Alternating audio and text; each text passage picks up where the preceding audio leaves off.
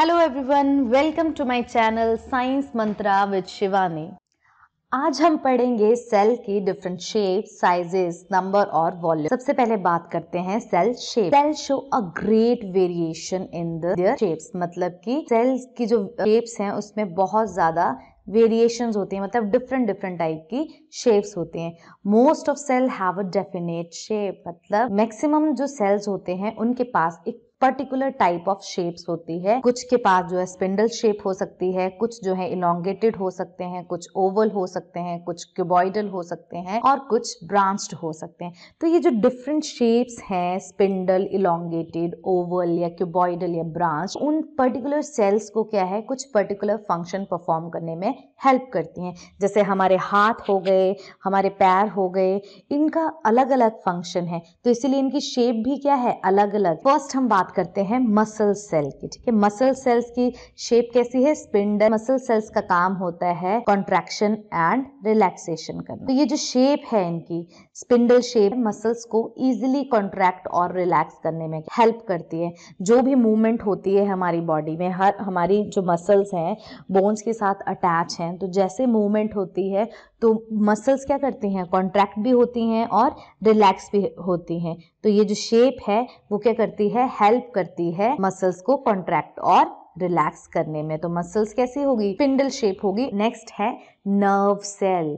Nerve cells को और क्या हम न्यूरॉन्स भी बोल सकते हैं। ये कैसे होते हैं, लॉन्ग एंड ब्रांच। ट्रीज में ब्रांचेस होती हैं, ठीक है, वैसे ये देखो एंडिंग में भी है और स्टार्टिंग में भी है, लॉन्ग भी है ये और ब्रांच भी है। जैसे टहनियां होती है ना, वैसे ही इसकी ब्रांचिंग निकली हुई है, स्टार्टिंग पॉइंट से भी और एंड पॉइंट से भी। ये क्यों है, जो नर्व सेल्स हैं ये काम क्या करते हैं, ये नर्व सेल्स जो है वो कंडक्शन का काम करते हैं, कंडक्ट करते हैं, किसको, इम्पल्स को कंडक्ट करते हैं from the distant part of the body to the brain and vice versa. मतलब कि डिफरेंट डिफरेंट पार्ट से सिग्नल्स लेके जाते हैं ब्रेन तक और फिर क्या है, ब्रेन से वापस उनको बॉडी पार्ट तक लेके जाते हैं। नेक्स्ट आते हैं हमारे एपिथेलियल सेल। एपिथेलियल सेल जो है किस शेप में होते हैं, ये हैं क्यूबॉइडल इन शेप। स्ट्रक्चर देख सकते हैं इसमें, देखिए क्यूबॉइडल शेप में है ये सेल्स। ठीक है, अब ये जो एपिथेलियल सेल्स है, नाम से पता चल रहा है कि एपी मतलब सबसे ऊपर, कवरिंग में ये जो है वो प्रेजेंट होते हैं। ठीक है, तो जितनी भी हमारी बॉडी की कवरिंग आ गई, जैसे हमारी स्किन आ गई, ठीक है, पूरी बॉडी में जो स्किन है वो कौन से सेल्स है, वहाँ पे एपिथेलियल सेल्स हैं। ठीक है, जो हमारी बॉडी कैविटीज होती हैं उनकी लाइनिंग में, बॉडी कैविटीज की जो लाइनिंग है या जो होलो ऑर्गन्स होते हैं उन सब की लाइनिंग में कौन से सेल्स होते हैं, एपिथेलियल सेल्स होते हैं। ये क्या करते हैं, प्रोटेक्शन करते हैं। जैसे हमारी स्किन है, फर्स्ट लेयर ऑफ प्रोटेक्शन क्या है, हमारी स्किन है। सिक्रीशन, स्वेटिंग होती है, ऑयल निकलता है, वो भी क्या है, स्किन से हो रहा है ना। एब्जॉर्प्शन, आप फेस पे क्रीम लगाते हो, एब्जॉर्ब हो रही है ना, तो एब्जॉर्प्शन, ये तीनों ही इसके क्या है, फंक्शन है। प्रोटेक्शन हो गया, सिक्रीशन हो गया, एब्जॉर्प्शन हो गया। नेक्स्ट आते हैं हमारे आरबीसीज। आरबीसीज क्या होते हैं, रेड ब्लड सेल। इनकी शेप कैसे होती है, सर्कुलर एंड बाइकनकेव। हमारे ब्लड में 3 सेल्स होते हैं, आरबीसीज, डब्ल्यूबीसीज, platelet. RBCs red blood cell, इनके अंदर हीमोग्लोबिन होता है जिसकी वजह से जो ब्लड का कलर जो रेड होता है। तो इनकी शेप जो है सर्कुलर एंड बाइकनकेव। हमारी बॉडी में हमारा हार्ट है जो कि ब्लड को पंप करता है और फिर ये पूरी बॉडी में डिफरेंट डिफरेंट वेन्स, आर्टरीज और कैपिलरीज के थ्रू जाता है। आरबीसीज की जो ये शेप है सर्कुलर और बाइकनकेव, जो आपको ये शेप दिख रही है, ये हेल्प करती है इसको ट्रेवल करने में थ्रू नैरो कैपिलरीज। नेक्स्ट आता है ओवम एंड स्पर्म। ओवम और स्पर्म जो है वो क्या है, गैमेट्स हैं। जो ओवम है वो किस में होता है, फीमेल में, फीमेल गैमेट है, ये होता है साइन फीमेल का। ठीक है, और जो स्पर्म है वो क्या है, मेल गैमेट है। और ओवम की शेप कैसी होती है, ओवल होता है, और स्पर्म देखो इलोंगेटेड होती है। अब स्पर्म को क्या है, ट्रेवल करके जो है फीमेल रिप्रोडक्टिव ट्रैक तक जो है वो जाना होता है, इसीलिए देखो इसमें टेल है जो स्विम करने में इसको क्या करती है, हेल्प करती है। ओवम को ज्यादा मूवमेंट नहीं करनी होती है, उसको रिप्रोडक्टिव ट्रैक में ही रहना होता है। उसके ओवरी से ट्यूब में जाता है और वहीं पे क्या है, स्पर्म और एग जो है वो फर्टिलाइज होंगे। तो जो शेप है देखो अलग अलग फंक्शन परफॉर्म करने में भी हेल्प करती है। नेक्स्ट आता है कि कुछ सेल्स ऐसे हैं जिनकी कोई डेफिनेट शेप नहीं होती। अभी हमने पीछे पढ़ा कि मोस्ट ऑफ सेल्स जो है उनकी डेफिनेट शेप है, बट कुछ सेल ऐसे हैं जिनकी कोई डेफिनेट शेप नहीं होती है, मतलब जो उनकी शेप है वो क्या होती रहती है, चेंज होती रहती है, मतलब पर्टिकुलर शेप नहीं है, जैसे उनकी नीड होगी उसके अकॉर्डिंग क्या है उनकी शेप जो है वो चेंज होती रहेगी। तो इसके एग्जांपल है अमीबा और ल्यूकोसाइट्स। ल्यूकोसाइट्स मतलब WBCs, जैसे RBCs को एरिथ्रोसाइट्स बोलते हैं, WBCs को ल्यूकोसाइट्स बोलते हैं। तो ये देखिए अमीबा का स्ट्रक्चर है। मान लो अगर यहाँ पे क्या है कोई फूड पार्टिकल आ जाएगा तो ये मेम्ब्रेन जो है साइटोप्लाज्म फ्लो करेगा और मेम्ब्रेन उस तरफ को क्या है इलोंगेट हो जाएगी और उसको ये कैप्चर करके ये अंदर बना लेगा। ये जो एक्सटेंशंस निकली हुई हैं जिनके थ्रू ये चलता है मतलब, तो उसको क्या बोलते हैं, ट्यूडोपोडिया।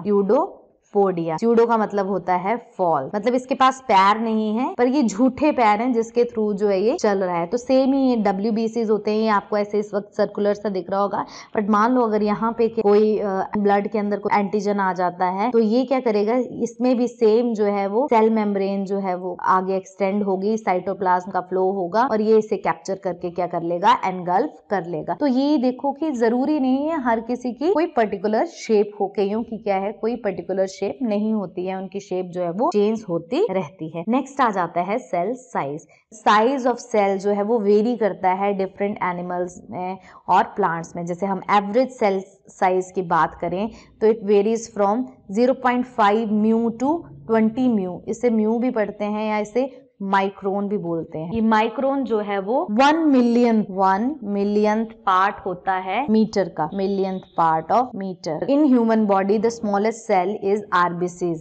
ठीक है, RBCs जो है वो सबसे छोटा सेल है ह्यूमन बॉडी में। अभी हमने पढ़ा रेड ब्लड सेल की शेप कैसी होती है, सर्कुलर एंड बाइकनकेव। तो वो डायमीटर में कितना है, 7 म्यू मीटर है। ठीक है, लॉन्गेस्ट की हम बात करें तो लॉन्गेस्ट सेल है नर्व सेल। अभी हमने पढ़ा नर्व सेल जो है वो लॉन्ग और ब्रांच्ड होता है क्योंकि इसे इम्पल्स को कंडक्ट करना होता है। तो इसकी जो लेंथ है वो कितनी होती है, 90 सेंटीमीटर टू 100 सेंटीमीटर तक। लार्जेस्ट सेल इन प्लांट्स की बात करें तो प्लांट्स में सबसे लार्जेस्ट सेल है ओव्यूल ऑफ साइकस। ठीक है, ये प्लांट होता है, जिम्नोस्पर्म होता है। नेक्स्ट डाइवर्सिटी के चैप्टर में हम पढ़ेंगे द स्मॉलेस्ट नोन सेल की जो सबसे छोटा सेल अभी तक जो डिस्कवर हुआ है वो है माइकोप्लाज्म और PPLO। ये क्वेश्चन आ जाता है 1 मार्क्स में, इसकी फुल फॉर्म पूछ लेते हैं या ये पूछ लेते हैं name the smallest known cell. तो PPLO की फुल फॉर्म होती है प्लूरो निमोनिया लाइक ऑर्गेनिज्म और इसका साइज जो है वो 0.1 mu metre to 0.5 mu metre तक जो है वो वेरी करता है। ये सबसे छोटा स्मॉलेस्ट नोन सेल है। अब हम बात करते हैं मल्टी सेलुलर एनिमल्स की, तो उनमें जो सबसे लार्जेस्ट सेल है वो है एग ऑफ ऑस्ट्रिच। ऑस्ट्रिच शुतुरमुर्ग का जो एग होता है, एग एक सिंगल सेल है। ठीक है, एग क्या होगा, जो मतलब single cell multi cellular organism में जो सबसे बड़ा है वो कौन सा है, ऑस्ट्रिच का एग। तो इसका जो 15 सेंटीमीटर इन डायमीटर होता है विद शेल मतलब उसकी कवरिंग के साथ, और 8 सेंटीमीटर इन डायमीटर होता है विदाउट शेल। तो लार्जेस्ट सेल जो है वो एग ऑफ ऑस्ट्रिच होता है। करें सेल नंबर, हमने स्टार्टिंग में पढ़ा था कि on the basis of numbers of cell organism जो है वो 2 तरह के होते हैं। तो 2 तरह में, एक यूनिसेलुलर आते हैं और एक क्या आते हैं, मल्टी सेलुलर ऑर्गेनिज्म आते हैं। ठीक है, तो ये यूनिसेलुलर है तो उसमें क्या होगा, ओनली 1 सेल ही प्रेजेंट होगा। ठीक है, और मल्टी सेलुलर में क्या होगा, मैनी मतलब ज्यादा, एक से ज्यादा हो, 2, 4, 10, 1000 जितने भी होंगे वो सारे किस में आ जाएंगे, मल्टी सेलुलर। तो सेल नंबर यूनिसेलुलर में तो वेरी नहीं करेगा, वहां पे तो एक ही रहेगा। ठीक है, लेकिन मल्टी सेलुलर में सेल नंबर क्या करता है, वेरी करता है। तो number of cell is not definite in multi cellular organism. Multi cellular organism में नंबर ऑफ सेल क्या है, डेफिनेट नहीं होता है। मतलब जैसे जैसे इंक्रीज करेगा वो जो भी ऑर्गेनिज्म है साइज में, वॉल्यूम में, तो उसका जो नंबर ऑफ सेल है वो भी क्या होता जाता है, इंक्रीज होता जाता है। जैसे हम बात करें कि एक बच्चा जैसे पैदा होता है, उसका वेट, उसका साइज जो होगा वो छोटा होगा, स्मॉल है, तो उसमें उस वक्त नंबर ऑफ सेल्स भी क्या होंगे, कम होंगे। लेकिन जैसे ही वो बड़ा होगा, एडल्ट होगा, तो उसमें नंबर ऑफ सेल्स जो है वो क्या कर जाएंगे, इंक्रीज कर जाएंगे। मान लो एक मल्टी सेलुलर ऑर्गेनिज्म में 10 सेल है तो लाइफ लॉन्ग 10 सेल ही रहेंगे, उनमें क्या है, वेरिएशन आती है। बट कुछ मल्टी सेलुलर ऑर्गेनिज्म के पास क्या है, फिक्स्ड नंबर ऑफ सेल्स होते हैं, exceptions are always there. Example है रोटिफर्स एंड नेमेटोड्स। रोटिफर्स जो है ये व्हील एनिमल्स होते हैं, ये पानी में पाए जाते हैं, एंड नेमेटोड्स जो है ये पैरासाइट होते हैं, इनको क्या है राउंड वॉर्म भी बोलते हैं। ये रोटिफर्स और नेमेटोड्स में एक कंडीशन पाई जाती है जिसे क्या बोलते हैं यूटिली। इस फिनोमिना में क्या होता है, जो नंबर ऑफ सेल्स है वो कांस्टेंट रहते हैं, ठीक है। तो ये कॉम्पिटिटिव पॉइंट ऑफ व्यू से जो है वो इम्पॉर्टेंट है कि किसमें जो है नंबर ऑफ सेल्स जो है वो कांस्टेंट रहते हैं, तो वो आ जाएगा रोटिफर और नेमेटोड्स में। और किस वजह से, तो उसमें एक फिनोमिना पाया जाता है यूटिली, EUTELY, जिसमें जो नंबर ऑफ सेल्स हैं वो कांस्टेंट रहते हैं। नेक्स्ट बात करते हैं सेल वॉल्यूम की।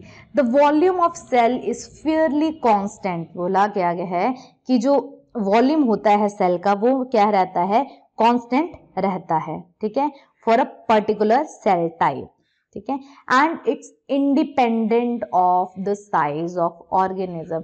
मतलब अगर मान लो कोई ऑर्गेनिज्म है, उसके हम किसी पर्टिकुलर बात कर रहे हैं, सेल टाइप की बात कर रहे हैं, तो एज के अकॉर्डिंग अगर मान लो एक पर्सन ए है, एक पर्सन ए है, उसकी एज है 20 ईयर्स, ठीक है, बी है, उसकी एज भी है 20 ईयर्स, ठीक है, इसकी हाइट है 4 फीट और इसकी हाइट है 6 फीट। तो ये नहीं है कि इसके लीवर का साइज वेरी कर जाएगा और इसके लीवर का साइज जो है वो वेरी कर जाएगा, दोनों में लीवर का साइज जो है नियर अबाउट सेम ही होगा। तो एग्जाम्पल भी है कि जैसे किडनी और liver cells are about the same size in bull, horse and mouse. मतलब किडनी और लीवर के साइज को जब स्टडी किया गया, एक बैल में, एक घोड़े में, एक चूहे में, सबका साइज अलग अलग है, हाइट, वेट, स्ट्रक्चर जो है वो अलग अलग है, लेकिन जो उनके अंदर किडनी और लीवर सेल्स हैं उनका जो साइज है वो नियर अबाउट सेम हुआ। तो ये बताया गया है कि the difference in the total mass of organ और ऑर्गेनिज्म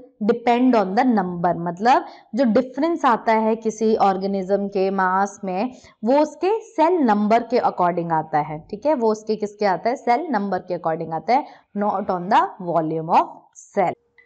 थैंक्स फॉर वॉचिंग। अगर आपको ये वीडियो नॉलेजेबल लगा तो प्लीज़ इसे लाइक करें, शेयर करें और मेरे चैनल को सब्सक्राइब करना ना भूलें। Science Mantra with Shivani.